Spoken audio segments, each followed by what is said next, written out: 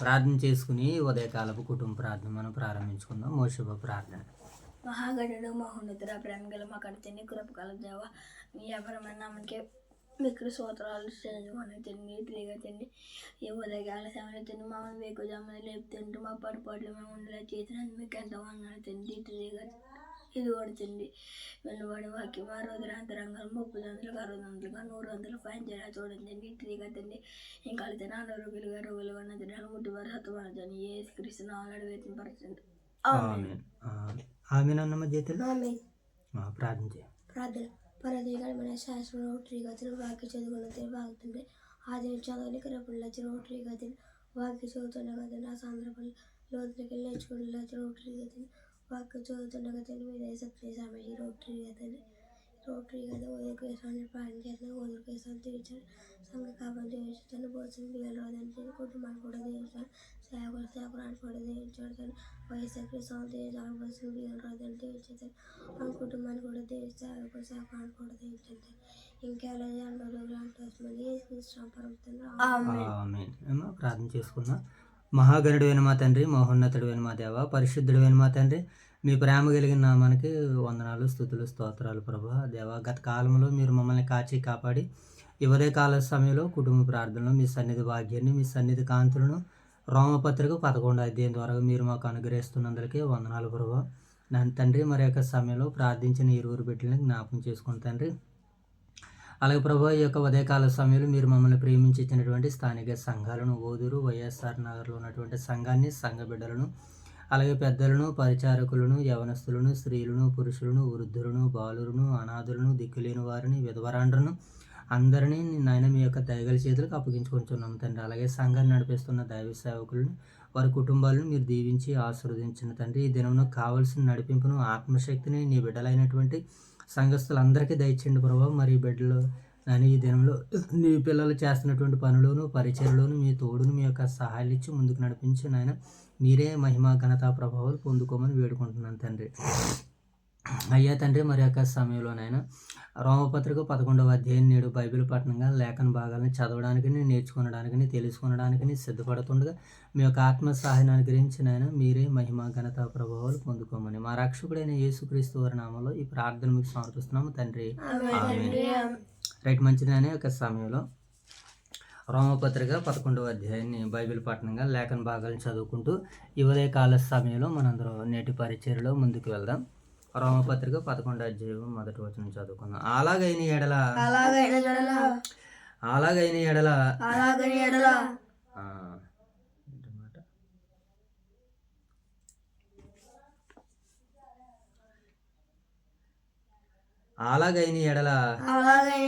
నేనేమడుగుదును దేవుడు తన ప్రజలను విసర్జించిన అట్లన రాదు. నేను కూడా ఇశ్రాయేలుడును, అబ్రహాము సంతానమందలి బెన్యామీను గోత్రమందు పుట్టినవాడును.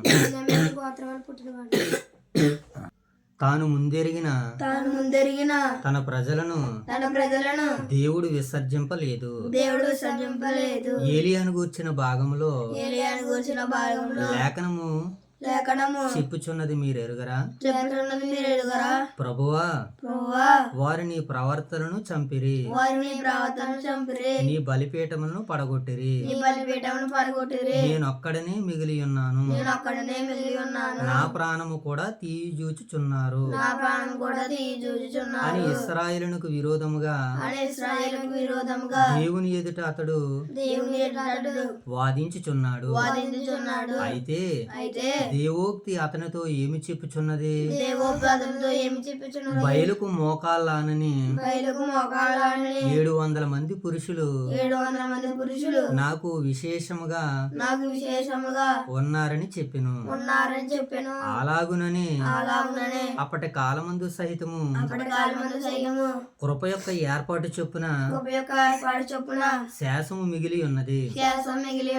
అది కృపచేతనైన ఎడల ఎడల ఇకను క్రియల మూలమైనది కాదు. ఇకను క్రియల మూలమైనది కాదు. కృప ఇకను కృప ఇకను కృప కాకపోవును. కృప కాకపోవును.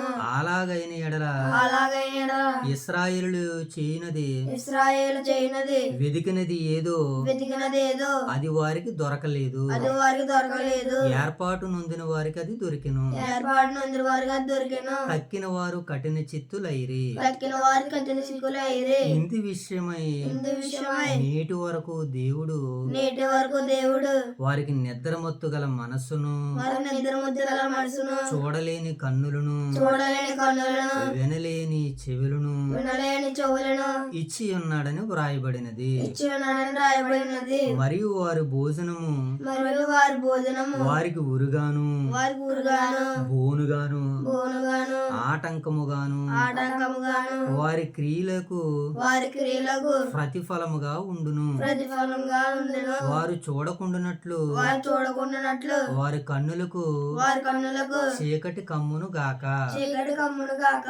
వారి వీపులు వారి వీపులు ఎల్లప్పుడూ వంగిపోవునట్లు చేయును ఎల్లప్పుడూ వంగిపోయినట్టు చేయును అని దావీదు చెప్పుచున్నాడు. అని దావీదు చెబుతున్నాడు. కాబట్టి నేను అడిగినదేమనగా అడిగినది ఏమనగా వారు పడిపోవునట్లుగా త్రొట్టిల్లిరా వారు పడిపోనట్లుగా త్రొట్టిల్లిరా అట్లన రాదు. అట్లన రాదు. వారికి వారికి రోషం పుట్టించుటకై రోషం పుట్టినట్టుగా వారి తొట్టుపాటు వారి తొట్టుపాట్లు అన్ని జనులకు రక్షణలకు రక్షణ కలిగిను. రక్షణ కలిగిన వారి త్రొట్టుపాటు వారి తొట్టుపాటు లోకమునకు లోకమునకు ఐశ్వర్యము. ఐశ్వర్యము వారి క్షీణదశ వారి క్షీణదశ అన్ని జనులకు అన్ని జనులకు ఐశ్వర్యమును. ఐశ్వర్యమును ఆయన ఎడల వారిని ఆయన ఎడల వారిని పరిపూర్ణత ఎంత పరిపూర్ణత ఎక్కువగా ఐశ్వర్యమగును. 13వ వచనం అన్ని జనులకు మీతో నేను మాట్లాడుచున్నాను. నేను అన్ని జనులకు అపోస్తుడై ఉన్నను గనుక ఏ విధము చేతనైనను నా రక్త సంబంధులకు రోషము పుట్టించి వారిలో కొందరినైనను రక్షింపవలెనని నా పరిచర్యను గణపరుచుచున్నాను. వారిని విసర్జించుట లోకమును దేవునితో సమాధానపరచుటకు ఆయన ఎడల వారిని చేర్చుకున్నట్లు ఏమగును మృతులు సజీవులైనట్టే అగును. ముద్దంతయు పరిశుద్ధమే వేరు పరిశుద్ధమైనదైతే కొమ్మలను పరిశుద్ధములే. అయితే కొమ్మలలో కొన్ని విరిచివేయబడి అడవి ఒలీవ కొమ్మనయ్యున్న నీవును వాటి మధ్యను అంటుకట్టబడి ఒలీవ చెట్టు యొక్క సారవంతమైన వేరుతో పారి పాలు పొందిన ఎడల ఆ కొమ్మల పైన నీవు అతిశయపడకుము. 18వ వచనం చదువుకుందాం.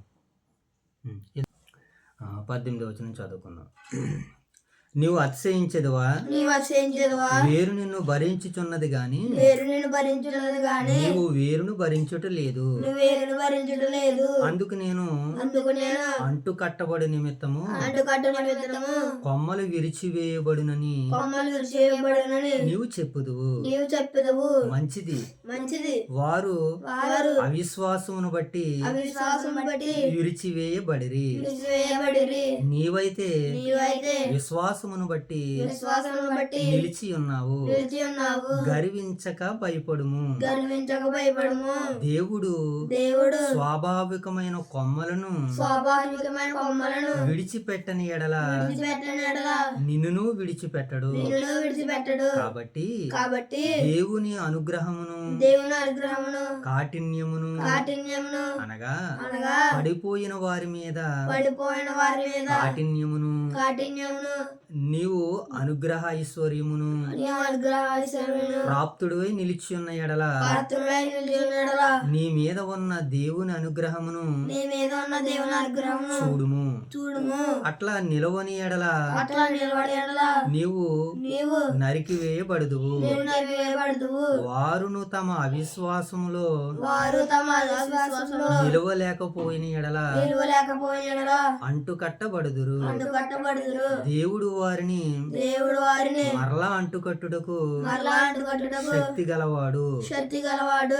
ఏలయనగా ఏలయనగా నీవు స్వాభావికమైన నీవు స్వాభావికమైన అడవి ఒలివ చెట్ల నుండి అడవి ఒలివల చెట్ల నుండి కోయబడి కోయబడి స్వాభావిక విరుద్ధమైన స్వాభావికమైన మంచి ఒలివ చెట్టును మంచి ఒలివ చెట్టులను అంటుకట్టబడి ఉన్న ఎడల అంటుకట్టబడి ఉన్న ఎడల స్వాభావికమైన కొమ్మలకు స్వాభావికమైన కొమ్మలను వారు మరీ విశేషముగా వారు మరి విశేషంగా తమ సొంత ఒలివ చెట్టున తమ సొంత ఒలివ చెట్టున అంటుకట్టబడరా. అంటుకట్టబడరా. 25 వచనం చదువుదాం. సహోదరులారా, సహోదరులారా, మీ దృష్టికి మీరే బుద్ధిమంతులమని అనుకొనకుండునట్లు మీ దృష్టికి మీరే బుద్ధిమంతులు అనుకుంటున్నారు. ఈ మర్మము మీరు తెలుసుకొనగోరుచున్నాను. ఈ మర్మం మీరు తెలుసుకుంటున్నారు. అదేమనగా అదేమనగా అన్ని జనుల ప్రవేశము అన్ని జనుల ప్రవేశం సంపూర్ణమగు వరకు సంపూర్ణ వరకు ఇశ్రాయేలునకు ఇశ్రాయేలునకు కఠిన మనస్సు కఠిన మనసు కొంత మట్టుకు కలిగెను. కొంత మట్టుకు కలిగాను. వారు ప్రవేశించినప్పుడు వారు ప్రవేశించినప్పుడు విమోచకుడు విమోచకుడు సియోనులో నుండి వచ్చి సీయోనులో నుండి వచ్చి యాకోబులో నుండి యాకోబులో నుండి భక్తిహీనతను తొలగించెను. భక్తిహీనత తొలగించి నేను వారి పాపములు పరిహరించినప్పుడు నేను వారి పాపం పరిహరించినప్పుడు నా వలన వారికి కలుగు నిబంధన ఇది నా వల్ల కలుగుని నిబంధన ఇదే అని వ్రాయబడినట్లు అని రాయబడినట్లు ఇశ్రాయేలులందరూ ఇశ్రాయేలులందరూ రక్షింపబడుదురు. రక్షింపబడుదురు. స్వార్థ విషయమైతే స్వార్థ విషయమైతే వారు మిమ్మును బట్టి శత్రువులు గాని, వారు మిమ్మల్ని బట్టి శత్రువులు గాని, ఏర్పాటు విషయమైతే ఏర్పాటు విషయమైతే పితరులను బట్టి పితరులను బట్టి ప్రియులై ఉన్నారు. ప్రియులై ఉన్నారు. ఏలయనగా ఏలయనగా దేవుడు దేవుడు తన కోపావరముల విషయములోను తన కృపావరం విషయంలోను పిలుపు విషయములోను పిలుపు విషయంలోను పశ్చాత్తాపపడడు. పశ్చాత్తాపపడడు. మీరు గత కాలమందు మీరు గత కాలమందు దేవునికి అవిధేయులై ఉన్నప్పుడు దేవుడికి అది వేలై ఉన్నప్పుడు వారి అవిధేయతను బట్టి వారి ఐడియాను బట్టి క్షీణింపబడితిరి. క్షీణింపబడిరి. అటువలనే అటువలనే మీ ఎడల చూపబడిన నీ ఎడల చూపబడిన కరుణను బట్టి కరుణను బట్టి వారును ఇప్పుడు వారును ఇప్పుడు కరుణ పొందు నిమిత్తము కరుణ పొందిన నిమిత్తము ఇప్పుడు వారు వారు అవిధేయులై ఉన్నారు. అవధేయులై ఉన్నారు. అందరి ఎడల కరుణ చూపవలనని అందరి ఎడల కరుణ చూపవాలని దేవుడు అందరినీ దేవుడు అందరినీ అవిధేయత స్థితిలో అవిధేయత స్థితిలో మూసివేసి బంధించి ఉన్నాడు. మూసివేసి బంధించి ఉన్నాడు. ఆహా, ఆహా, దేవుని బుద్ధి జ్ఞానముల దేవుని బుద్ధి జ్ఞానముల బాహుళ్యములు బాహుల్యములు ఎంతో గంభీరములు. ఎంతో గంభీరములు. ఆయన తీర్పులు ఆయన తీర్పులు శోధింపనెంతో సఖ్యములు. శోధింపనంతో సఖ్యములు. ఆయన మార్గములెంతో ఆయన మార్గములు ఎంతో అగమ్యములు. అగమ్యములు. ప్రభువు మనసెరిగిన వాడెవడు? ప్రభు మనసు ఎరిగిన వాడెవడు? ఆయనకు ఆలోచన చెప్పిన వాడెవడు? ఆయనకు ఆలోచన చెప్పిన వాడెవడు? ముందుగా ఆయనకిచ్చి ముందుగా ఆయనకి ఇచ్చి ప్రతిఫలం పొందగలవాడెవడు? మనసు ఎరిగిన వాడెవడు? ప్రభు మనసు ఎరిగిన వాడెవడు? ఆయనకిచ్చి ఆయనకిచ్చి ప్రతిఫలం పొందగలవాడెవడు? ప్రతిఫలం పొందగల వాడెవడు? ఆయన మూలమున ఆయన మూలమున ఆయన ద్వారాను ఆయన ద్వారాను ఆయన చిత్తమును ఆయన చిత్తమును సమస్తము కలిగి ఉన్నవి. సమస్తం కలిగి ఉన్నది. యుగ యుగముల వరకు యుగముల వరకు ఆయనకు మహిమ కలుగును గాక. ఆయన మహిమగలను గాక. ఆమేన్. రైట్, మంచిది నాయన. మరి యొక్క ఉదయకాల సమయంలో దేవతి దేవుడు మరి మనల్ని ప్రేమించి ఆయన సన్నిధి భాగ్యాన్ని, ఆయన సన్నిధి కాంతులను దేవుడు మనకి రోమపత్రిక 11వ అధ్యాయం ద్వారాగా దేవుడు మరి మనకు అనుగ్రహించిన విధానాన్ని బట్టి దేవతి దేవునికి కృతజ్ఞతాస్తుతులు చెల్లించుకుంటూ ఇక్కడ పౌలు గారు ఈ రోమపత్రిక 11వ అధ్యాయంలో చాలా విషయాల్ని మనకి నేర్పిస్తున్నారు. ఆయన ఏ విషయాలు నేర్పిస్తున్నారు అని అంటే దేవుడు ఎంత గొప్పవాడో చెప్తున్నాడు. మొట్టమొదటిగా ఏమండి, దేవుని యొక్క గొప్పతనాన్ని గురించి మాట్లాడుతూ ఇశ్రాయేలుని దేవుడు ఎంతగా కాపాడుకుంటున్నాడో, వారిని ఎంతగా రక్షించాలనుకుంటున్నాడో ఈ అధ్యాయంలో చాలా రకాలుగా, చాలా రీతిలుగా ఆయన తెలియజేస్తున్నాడు. మొదటి మాట మనకు కనపడుతుంది. ఒక మాట చూద్దాం. ఏమో దేవుడు మరి తన చిత్తాన్ని ఎన్ని రకాలుగా ఇక్కడ సెలవిస్తున్నాడనంటే, ఏ రకంగానైనా సరే ఇశ్రాయేలుని మరి కాపాడుకోవడానికి దేవుడు ఎన్నో రకాలుగా వారిని కాపాడుకుంటున్నట్లుగా మనకి లేఖన భాగాలు సెలవిస్తున్నాయి. దేవుడు ఏం చేశాడనంటే వీళ్ళందరినీ దేవుడు తనకి శాస్త్ర ప్రజల్ని చూసుకుంటున్నాడు అనమాట. దేవుడు ఎవరిని చూసుకుంటున్నాడు? ఆయన తనకి శేషాన్ని. దేవునికి మీరే అని అనుకుంటున్నారు కదా యూదులారా, మీరే కాదు, దేవుడు మొదటి నుంచి కూడా తన ప్రజల్ని విడవలేదు అని అంటున్నాడు. మొదటి వచనం చదువు చూడండి ఒకసారి. 11వ అధ్యాయం 1వ వచనం. అలాగైన ఎడల నేను అడుగునిది ఏమనగా, దేవుడు తన ప్రజలను విసర్జించిన. దేవుడు తన ప్రజలను విసర్జించడం మోషేబాబు అంటే విసర్జించలేదు. అంటే ప్రారంభం నుంచి మనం చూసినప్పుడు దేవుడు ఇశ్రాయేలు ప్రజలను విడిచిపెట్టేశాడేమో అని అనుకుంటాం. దేవుడు తన ప్రజల్ని విడిచిపెట్టలేదని మనం చెప్పడానికి కొన్ని భాగాలను మనం చూద్దాం. ఒకసారి ఒక మాట మనం చూడగలిగితే ఈ సందర్భంలో ఇర్మియా గ్రంథము 23వ అధ్యాయము 3వ వచనం చదువుదాం. దేవుడు తన ప్రజలను విసర్జించాడని అంటే విసర్జించలేదు. కారణం ఏంటంటే ఆయన పిల్లలు కదండి వీళ్ళందరూ కూడా. ఎలా వదులుకుంటాడు వాళ్ళని? ఇర్మియా గ్రంథము 2వ అధ్యాయం 23వ అధ్యాయము 3వ వచనం చదువుదాం. ఏమనుంది అక్కడ? మరియు నేను వాటిని తోలివేసిన దేశములన్నిటిలో నుండి, జైతేలకి తిరగకూడదు, ఇంక టైం అయిపోయిందాము, నేను చదువుతున్నప్పుడు చూడలే. మరియు నేను వాటిని తోలివేసిన దినములన్నిటిలో నుండి నా గొర్రెల శేషమును సమకూర్చి తమ దొడ్లకు వాటిని రప్పించేదను, అవి అభివృద్ధి పొంది విస్తరించెను అని అంటున్నాడు. చూడండి, మరియు నేను వాటిని తోలివేసిన దేశములన్నిటిలో నుంచి నా గొర్రెల శేషమును సమకూర్చి. అంటే దేవుడు తన శేషాన్ని ఏం చేస్తాడట? సమకూర్చుకుంటానంటున్నాడు. వారు ఎక్కడికి వెళ్ళిపోయినా, వారు ఎలా ఉన్నా సరే దేవుడు శేష ప్రజల్ని కాపాడుకుంటాడు అని చెబుతున్నాడు. ఇంకా ఈ మాటను మనం కాయపరుచుకోవడానికి నహూము గ్రంథంలో కూడా మరొక మాట రాయబడింది. అక్కడికి వెళ్దాం ఒకసారి. ఆమోసు గ్రంథంలో కూడా ఈ మాటలు మనకి కనపడుతూ ఉన్నాయి. అంటే దేవుడు తన ప్రజల్ని ఎందుకు విసర్జించేస్తాడో చాలామంది అనుకుంటారు, ఏదో కష్టాలు రాగానే, నష్టాలు రాగానే దేవుడు వారిని విడిచిపెట్టేశాడమ్మా అని మన వాళ్ళు తెలియక మాట్లాడుతూ ఉంటారు. వాస్తవానికి దేవుని సంకల్పం తెలిసిన వారైతే ఏం చేస్తారు? ఆమోసు తీసుకోనని అలాగే ఒకసారి 9వ అధ్యాయము 8-10 వచనాలు చదువుకుందాం. ఆమోసు గ్రంథము 9వ అధ్యాయము 8-10 వచనాలు చదువుకుందాం. ప్రభువైన యెహోవా కన్ను ఈ పాపిష్టి రాజ్యం మీద ఉన్నది, దానిని భూమి మీద ఉండకుండా నాశనము చేతును. ఏం చేస్తాడు? దాన్ని భూమి మీద ఉండకుండా నాశనం చేస్తును. అయితే యాకోబు సంతతి వారిని సర్వనాశనము చేయక విడిచిపెట్టేదును. యాకోబు సంతతి వారిని ఏం చేయడట? ఆయన సర్వనాశనం చేయక వారిని విడిచిపెడతానంటున్నాడు. దేవుని కొరకు శేష జనాంగాన్ని దేవుడు తన కొరకు వాడుకుంటూనే ఉంటుంటాడు. చాలామంది ఏంటంటే మేము లేకపోతే ఇంకేది లేదు అన్నట్టుగా ఉంటారు చాలామంది. మనం లేకపోతే ఏది అవదని ఒక కుటుంబం విషయంలో చెప్పుకోవచ్చు, ఒక సంస్థ విషయంలో చెప్పుకోవచ్చు, ఒక ఎక్కడైనా చెప్పుకోవచ్చేమో, కానీ దేవుని దగ్గర మేమే ఉన్నామన్న మాట అనడానికి వీలు లేదు. దేవుడు ఎవరినైనా సరే తన మహిమ కొరకు వాడుకుంటాడో, తన మహిమ కొరకు నిలబెట్టుకుంటాడని చెప్పడానికి బైబిల్ గ్రంథంలో చాలా రెఫరెన్స్లు మనకి మనతో మాట్లాడుతూ ఉన్నాయి. కనుక దేవుడు తన ప్రజల్ని విసర్జించాడనంటే విసర్జించలేదు. వారికి బుద్ధి రావడానికి, వారికి బోధ కలగడానికి దేవుడు అనేక పర్యాయాలు, కొన్ని పర్యాయాలు దేవుడు వారిని ఏం చేశాడంటే విడిచిపెట్టాడంతే కానీ వారిని విసర్జించలేదని దైవలేఖనం మనకి సెలవిస్తుంది.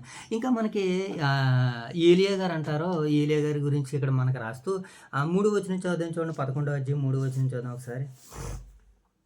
11వ అధ్యాయం మనం రోమపత్రిక చదువుతున్నాం కదా, ఒకసారి రోమపత్రిక 11వ అధ్యాయం 3వ వచనం చదవాలి. ప్రభువు వారు నీ ప్రవక్తలను చంపిరి, నీ బలిపీఠములను పడగొట్టిరి, నేను ఒక్కడనే మిగిలి ఉన్నాను, నా ప్రాణమును తీజూచుచున్నారని ఇశ్రాయేలునికి విరోధముగా దేవుని ఎదుట అతడు వాదించుచున్నాడు. ఇతను ఏం చేస్తున్నాడట? దేవునికి విరుద్ధంగా నేను ఒక్కడనే ఉన్నాను, ఇంకెవ్వరూ లేరంటున్నాడు. ఎవరైనా? ఏలియా గారు. అప్పుడు దేవుడు ఏమన్నాడు, నాయనా నువ్వు ఒక్కడవే ఉన్నాను అనుకుంటున్నావా, నాకు ఇంకా చాలా జనం ఉన్నారని చెప్తున్నాడు చూడండి. అయితే దేవుడు అతనితో ఏమి చెప్పుచున్నది, ఇలా చూడు, బయలుకు మోకాళ్ళని 7,000 మంది పురుషులు నాకు శాసముగా నేను ఉంచుకుని ఉన్నాను. ఎంతమంది ఉన్నారట ఆయనకి? 7,000 మంది. మరి పైన ఏమన్నాడు ఏలియాగారు, నేను ఒక్కడనే ఉన్నాను అన్నాడు ఆయన. ఏమండి, నేను ఒక్కడేనన్నమాట ఎప్పుడు ఏ కోసన్నా మన దగ్గరికి రానివ్వకూడదు. మేము మన అందరం కలిసి ఉంటేనే, సహోదరుల ఐక్యమత్యం కలిగి ఉంటేనే ఏ కార్యాలైనా, ఏ పనులైనా, ఏ ఉద్దేశాలైనా ముందుకు వెళ్తాయని చెప్పడానికి బైబిల్ గ్రంథం మనకి చాలా సుస్పష్టంగా చెబుతుంది. కనుక దేవుడు తన ప్రజలను విసర్జించాడంటే విసర్జించలేదు.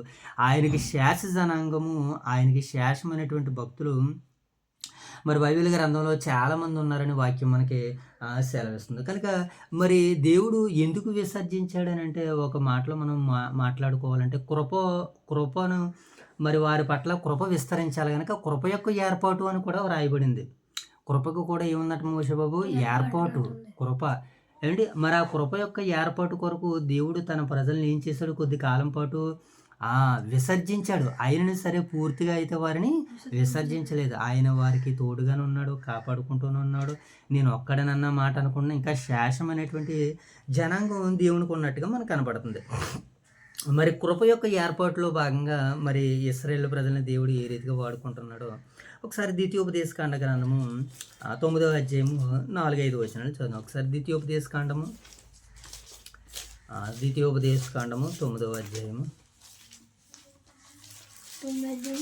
4-5 వచనాలు చదువు. నా దగ్గర ఉంది. ద్వితీయోపదేశకాండం 9వ అధ్యాయం 4-5 వచనాలు చదువు. నీ దేవుడైన యెహోవా నీ ఎదుట నుండి వారిని తోలివేయక, నీ దేవుడైన యెహోవా నీ యొద్ద నుండి వారిని తోలివేసిన తర్వాత నేను ఈ దేశమును స్వాధీనపరుచుకున్నట్లుగా యెహోవా నా నీతిని బట్టి నన్ను ప్రవేశించపెట్టనని నీవు అనుకొనవద్దు. ఏటట దేవుడు ఇశ్రాయేలు ప్రజల్ని మరి కానాను దేశానికి వెళ్ళినటువంటి తర్వాత, ఆ దేశాన్ని వారు స్వతంత్రించుకున్నటువంటి తర్వాత, నేను నా నీతిని బట్టి ఇక్కడికి వచ్చాను, నా బలాన్ని బట్టి నేను ఇక్కడికి వచ్చానని అనుకోవద్దు మీరు. నేను కేవలం నా కృప వలన మాత్రమే ఇక్కడ మిమ్మల్ని ప్రవేశపెట్టాను. అంతేగాని మీరు ఏదో యుద్ధాలు చేశారని ఇక్కడికి రాలేదు, మీరు ఏదో గొప్పవారని ఇక్కడికి రాలేదు, నా కృపను బట్టి అని అంటున్నాడు దేవుడు. కనుక దేవుడు కృప ఏర్పాటు కొరకు కూడా ఇశ్రాయేలును వాడుకున్నాడు. కొద్ది కాలం పాటు వారిని వెడబాసాడు, మరలా వారిని తిరిగి కావాలనుకుంటున్నాడు, మరలా వారిని దేవుళ్ళు నిలబెడతానన్నాడు. శేష జనాంగాన్ని కూడా దేవుడు విడిచిపెట్టట్లేదు అని వాక్యం మనకి సెలవిస్తుంది. ఇప్పుడు మనం రోమపత్రిక దగ్గరికి వెళ్ళిపోతాం. ఈ మాట మనకు అర్థమైంది కదా. ఇంకా 5వ వచనం అంటున్నాడు చూడండి, ఏమంటున్నాడు, నీవు వారి దేశమునకు వచ్చి దాన్ని స్వాధీనపరుచుకున్నట్టుకు నీ నీతి అయినను నీ హృదయ యథార్థతను హేతువు చేసుకుని కొద్ది అంటున్నాడు. మరి చూడండి, మన నీతి కానీ మన యథార్థ హృదయ యథార్థత కానీ అసలే ఆధారం చేసుకోవద్దు. ఎప్పుడు పాలు తేనెలు ప్రవహించు పాలస్తీనా దేశానికి దేవుడే ప్రవేశపెట్టాడే తప్ప మీ శక్తి చేతనైనను మీ భక్తి చేతనైనను అక్కడ అడుగు పెట్టలేదు అని చెబుతున్నాడు. దానికి కారణం ఏంటంటే కృప యొక్క ఏర్పాటు. కృప యొక్క ఏర్పాటు కొరకే దేవుడు కొద్ది కాలం తన ప్రజలను విసర్జించాడనంటే విసర్జించాడు కొద్ది కాలం మాత్రమే. ఆయనను దేవుడు తనకి శేష జనాంగాన్ని ఉంచుకుంటూనే ఉన్నాడు. అవును కదా. మనం కూడా మన దగ్గర ఉన్నటువంటి మనం కష్టపడుతున్నటువంటి కష్టార్జితాలని వృధాగా ఖర్చు చేసేయము. మనకంటూ ఎంతో కొంత కనీసం వెనక చేసుకుంటూనే ఉంటూ ఉంటాం. అవును కదా. భవిష్యత్తుకి సంబంధించి మన మీదకి ఏం వస్తుందో ఏది వస్తుందో అని భయాందోళనతో మనం ఏం చేస్తాము, కొద్దో గొప్ప మన వెనకాల ఎలాగైతే మనకి కొంత ద్రవ్యము ధనము మన వెనకాల ఉంటుందో, దేవునికి కూడా తన స్వాస్యమైనటువంటి జనాంగాన్ని దేవుడు కూడా అలాగే ఉంచుకున్నాడని వాక్యం సెలవిస్తుంది. అందుకని దీన్ని అంతటిని మనం మనసులో పెట్టుకుని మాట్లాడుతున్నప్పుడు రోమపత్రిక చాలా విషయాలు నేర్పుతుంది మనకి. 11వ అధ్యాయం వాళ్ళందరినీ, యూదులందరినీ మరి పౌలు గారు వారిని దుల్లగొట్టినట్లుగా మాట్లాడుతున్నాడు. ఏమండి, ఇంకా చూడండి, అన్ని జనులకు మీతో నేను మాట్లాడుచున్నాను, నేను అన్ని జనులకు ఏమండి అపోస్తుడనై ఉన్నాను కనుక ఏ విధము చేతనైనను నా రక్త సంబంధులకు రోషము పుట్టించాలని. ఇప్పుడు చూడండి పౌలు గారు ఏమైనా మాట్లాడుతున్నారు. ఏటన్నా, ఏ విధము చేతనైనను నా రక్త సంబంధులకు మీకు రోషము పుట్టించనని. రోషాన్ని పుట్టించాలి పౌలు గారు. రోషం పుట్టించడానికి వారి యొక్క భక్తి విశ్వాసాలని రేపుతున్నాడు. వారిని అందరిని కదుపుతున్నాడు. మీ పట్ల దేవుని యొక్క సంకల్పం ఇప్పుడు కాదు నాయన, అనాది కాలం నుంచి మీ పట్ల దేవుడు ఒక సంకల్పాన్ని కలిగి ఉన్నాడు, ఒక భారాన్ని కలిగి ఉన్నాడని పౌలు గారు ఏం చేస్తున్నాడు? నా రక్త సంబంధులకు రోషము పుట్టించి వారిలో కొందరినైనను రక్షింపవలనని. ఏటట?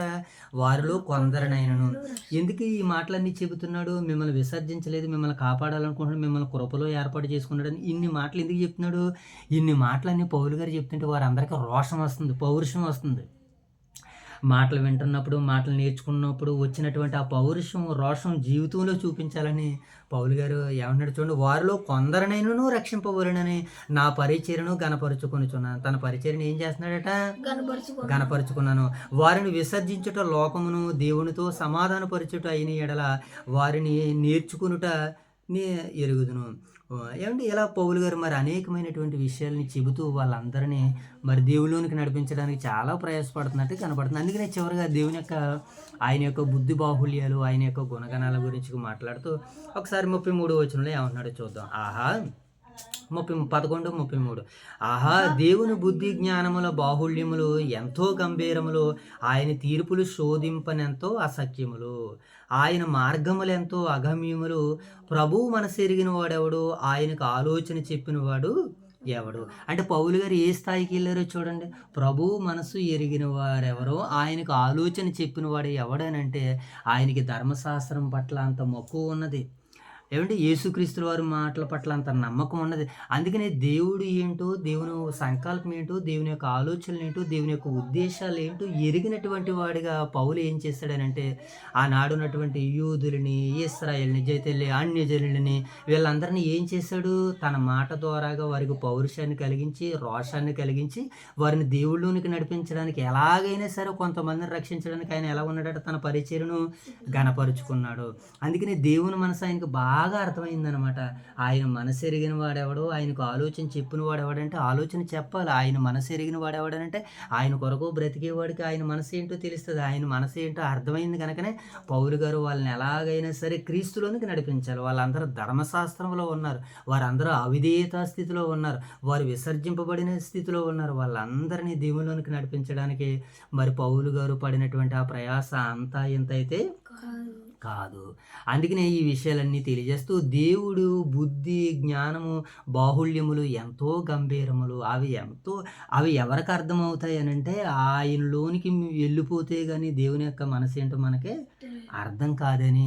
ఇదిగో అన్ని జనులు అడవి ఒలివ చెట్లు కొమ్మలు నరకబడ్డాయి, మరలా మీరు అంటుకట్టబడ్డారు, మీరు దేవుళ్ళలోనికి వచ్చారు, ఇన్ని రకాలుగా వాళ్ళందరికీ ఇన్ని మాటలు మాట్లాడుతుంటే ఇక మేము క్రీస్తుని అంగీకరించేయాలన్నంత ఆలోచన వచ్చేసింది వాళ్ళందరికీ.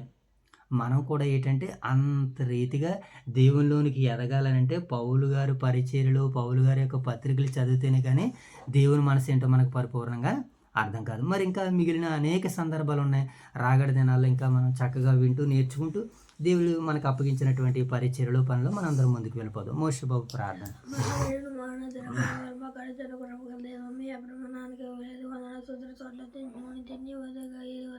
జాయిగా అలా కాదు మోషే, మరలా ఫస్ట్ కానీ నుంచి చక్కగా అందంగా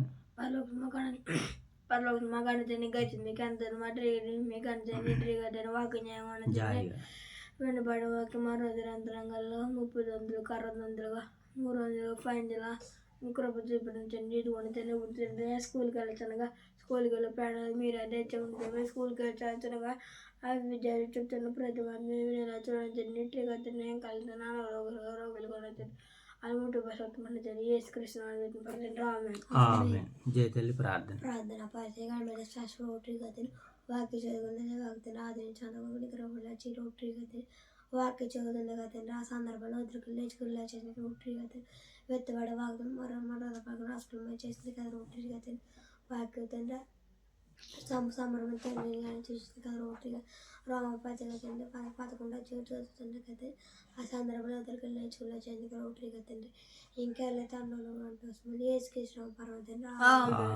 ప్రార్థన చేసుకున్నాం. చివరిగా మహాగణుడైన మా తండ్రి, మహోన్నతుడైన మా దేవ, పరిశుద్ధుడైన మా తండ్రి, మీ ప్రేమ కలిగిన నామానికి స్తుతులు చెల్లించుకుంటున్నాం ప్రభువా.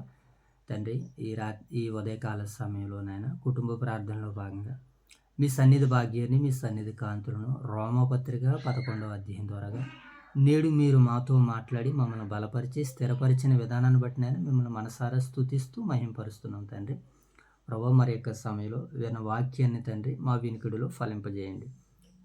ఆ రోజునైనా ఇశ్రాయేలు ప్రజలను మీరు విసర్జించలేదని, మీ మహిమ కొరకు, మీ ఘనత కొరకు శేషాన్ని మీరు దాగి ఉంచుకున్నారని తండ్రి.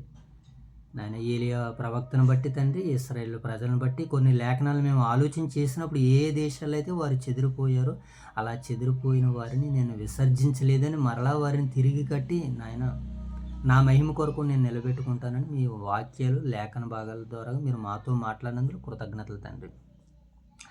మరి ప్రభు, ఆ రోజున ఇశ్రాయేలుకి అనేకమైనటువంటి మాటలను యూదులకి నాయన అన్ని జనులకి విస్తారంగా ధారాళంగా పౌలు గారు ప్రకటించి ఎలాగైనాను సరే నా రక్త సంబంధులకు ఇశ్రాయేలుకు రోషం పుట్టాలని తండ్రి అడవి కొమ్మలుగాను ఒలివ కొమ్మలుగాను అంటు కట్టబడ్డారని, వారు నేలను రాలిని అని అనేక రీతిలుగా అనేక రకాలుగా వారికి వాక్యాన్ని అందించినప్పుడు ప్రభు మీ కుమారుని యొక్క గొప్పతనం కనబరిచాడు ప్రభు పౌలు గారు బట్టి. అందుని బట్టి మీకు వందనాలు దేవా. ఇలా మీ సంకల్పం ఎంత గొప్పదో, మీ బుద్ధి బాహుళ్యములు, మీ జ్ఞానము ఎంత ఉన్నతమైనదో తండ్రి లేఖనాల నుంచి విశదపరిచి ప్రభు అనేకులు మీలోనికి నడిపించిన ఆ రోజు పౌలును బట్టి నాయన మీకు కృతజ్ఞతాస్తుతులు చెల్లించుకుంటున్నాం తండ్రి. నేడు మేము కూడా నాయన తండ్రి మీ మనసుని ఎరుగాం ప్రభు, మీ చిత్తాన్ని తెలుసుకున్నాం ప్రభు. మేము కూడా అట్రీతిగా నాయన తండ్రి మీ మాటలను నాయన మేము కూడా ఇతరులకు ప్రకటించు ప్రభు నాయన శేషాన్ని రక్షించగలిగితే మీ సహాయాన్ని మాకు దయచేయమని వేడుకుంటున్నాం తండ్రి. ఈరోజు నాయన సంఘాల వారీగా సంస్థల ద్వారాగా నాయన కొంతమంది రక్షింపబడుతున్నారు తండ్రి, అందరూ రక్షింపబడుతున్నారు ప్రభు. శాశ్వతమైనటువంటి ప్రజానికం ఇంకా ఉండిపోతుంది తండ్రి. ఆ శాశ్వతమైనటువంటి ప్రజానికాన్ని రక్షించడానికి తండ్రి ఇదిగో నాయన వ్యక్తిగత ప్రార్థనల ద్వారాగా, ఈ వ్యక్తిగత సువార్తల ద్వారాగా ఇంకా కొద్దిమందిని శాశ్వత జనాంగాన్ని తండ్రి మేము రక్షించడానికి, కాపాడడానికి మీ సహాయాలు మాకు దయచేయమని వేడుకుంటున్నాం తండ్రి. మీ బుద్ధి బాహుళ్యములు, మీ జ్ఞాన రహస్యాలు మేము తెలుసుకుని ప్రభా మీకు ఆలోచన చెప్పేంత వారం కాదు కానీ తండ్రి ఆ స్థాయికి నాయన వాక్యాన్ని బట్టి నాయన మేము ఎదగలుగుటకు, మీరు జీవించగలుగుటకు మీ సహాయాలు మాకు దయచేయమని వేడుకుంటూ ప్రార్థిస్తున్నాం తండ్రి. అయా మరి యొక్క ఉదయకాల సమయంలో మీరు మమ్మల్ని ప్రేమించి ఇచ్చినటువంటి స్థానిక సంఘాలను జ్ఞాపకం చేసుకున్నాం తండ్రి. ఓదూరు వైఎస్ఆర్ నగర్లో ఉన్నటువంటి సంఘాన్ని, సంఘ బిడ్డలను మీరు దీవించి ఆశీర్వదించండి తండ్రి. అలాగే ప్రభా సంఘానికి సేవకులు ఉండి పరిచర్య జరిగిస్తున్నటువంటి మా ప్రియులు దైవ సేవకులు రాజుగారిని బట్టి, వారి కుటుంబాన్ని బట్టి నాయన మీకు స్తుతులు చెల్లించుకుంటున్నాం ప్రభా. మీరు నాయన ప్రతి ఒక్కరిని దీవించి ఆశీర్వదించి కాచి కాపాడమని వేడుకుంటూ తండ్రి ఈ దినమును కావలసిన నడిపింపును, ఆత్మశక్తిని నీ బిడ్డలమైనటువంటి మా అందరికీ దయచేయండి తండ్రి. ఈ దినమంతట్లో మిమ్మల్ని చూడగలిగే కన్నులు, మీకు లోబడగలిగే మంచి మనసును, మారు మనసును మాకు దయచేయమని ఈ ప్రార్థన అంతటిని మా ప్రభువును, మీ ప్రియకుమారుడు, మా రక్షకుడైన మా ప్రభు యేసుక్రీస్తు వారి నామములో ఈ ప్రార్థన మీకు సమర్పిస్తున్నాము కన్న తండ్రి. ఆమేన్ తండ్రి, ఆమేన్.